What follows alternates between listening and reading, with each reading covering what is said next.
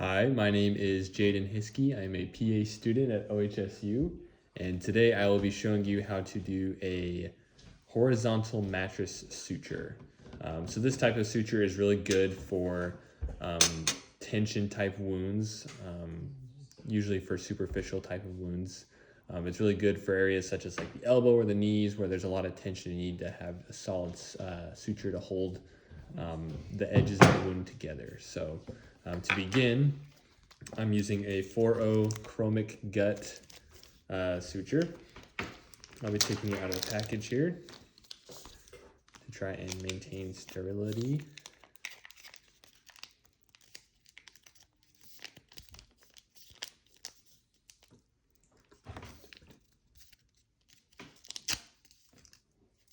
All right. And this would be under the assumption that I'm wearing sterile gloves, but I do not have any of those. And so to begin, I will be getting the needle out of the package here,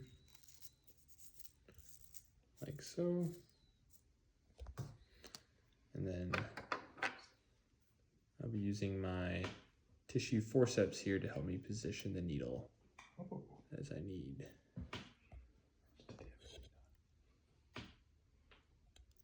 Okay, and so this is the wound that we'll be using on my chicken here. And like I said, I'll be doing the horizontal mattress suture. To do that, I'll begin by using my tissue forceps to grab the piece of tissue that I need. And then I will get my suture ready by going in at a perpendicular angle and supinating my palm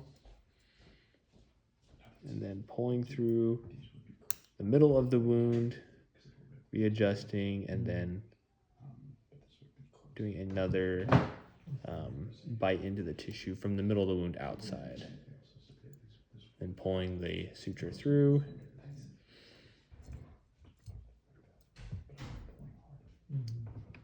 And next, I will be switching my suture to be going the other way. I'll be using my tissue forceps to do that. And let me switch it properly here. There we go. So I'll take another piece of tissue. I'm going to be going towards me. I'll be taking another bite of the tissue. So I grab the skin, approach perpendicular with the needle, and I will supinate and kind of watch to see where that needle comes through the middle. Grab it and pull it through. And I will repeat it from, only this time from the outside, or sorry, from the inside of the wound going outside.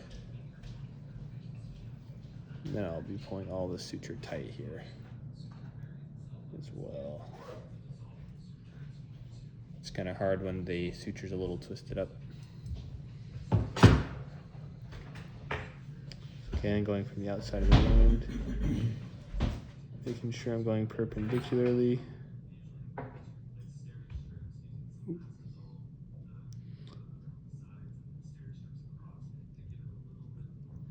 You can use the forceps to push the tissue down if needed.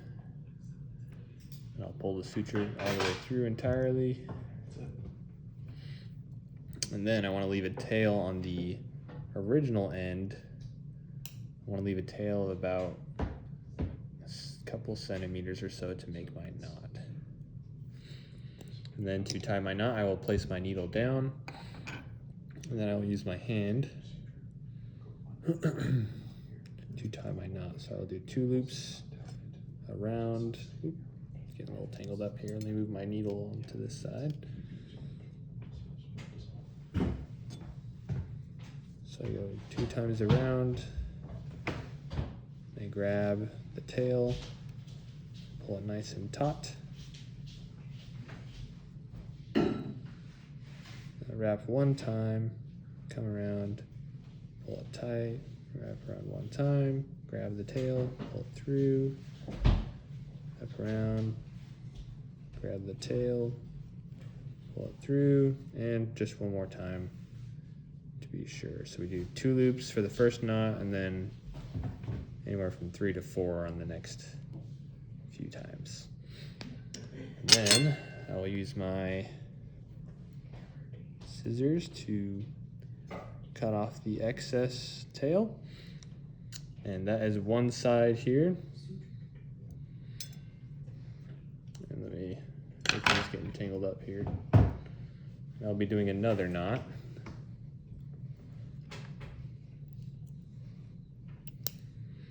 We'll be coming a little bit closer to the camera for this second knot. So similar to the first knot, I will grab the tissue with my forceps, try to go perpendicular for my first bite, supinate my wrist, pull through the wound, readjust my needle with the forceps,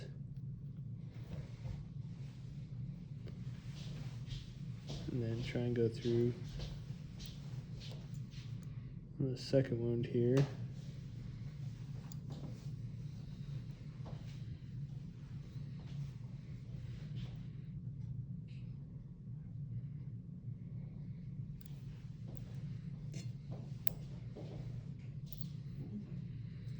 Pulling through, loosen up that tension, it looks like.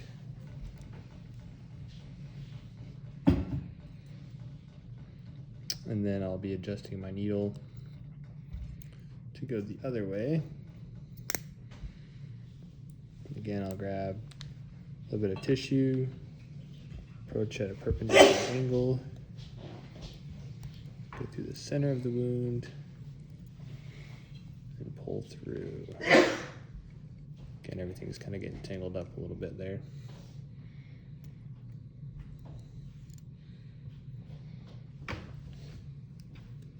The string is very tangled up. Let me untangle that for a bit.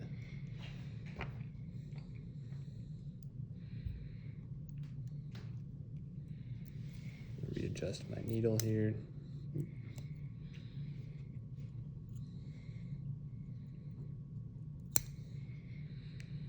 Grab the piece of tissue that I want.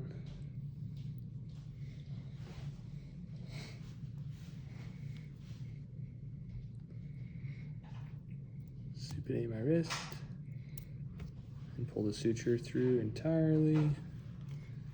Hopefully that stays untangled. Then I'll have my little tail there at the end.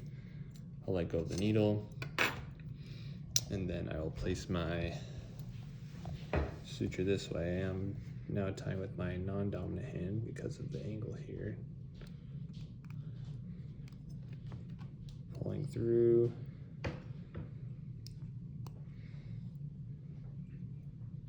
Grabbing the knot. Pulling through. There we go.